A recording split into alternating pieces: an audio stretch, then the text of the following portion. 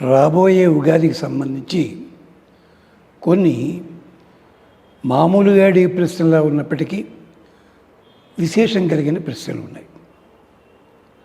అసలు ఉగాది ఎప్పుడు జరుపుకోవాలి? అదేమిటమ్మా, చైత్రమాసంలో జరుపుకుంటాం కదా, ఇది మనం అంతా అనే మాట. కానీ భారతదేశంలో ఇతర దేశాల్లో ఈ ఉగాది అంటే కొత్త సంవత్సరం అన్నది రకరకాల పద్ధతుల్లో జరుపుకుంటారు. కారణం ఏమిటి? ఇతర దేశాలతో మనకు సంబంధం లేదు. మన భారతదేశంలో విశేషం ఏమిటి అంటే, యజ్ఞాలు చేయడం కోసమైతే కృత్తికామారభ్య, ఉగాది కృత్తికా నక్షత్రంతో ప్రారంభం. లేకపోతే అశ్విని నక్షత్రంతో చంద్రుడు కూడుకున్నది ఆశ్వయుజమాసం అంటాం, ఆశ్వయుజమాసంలో.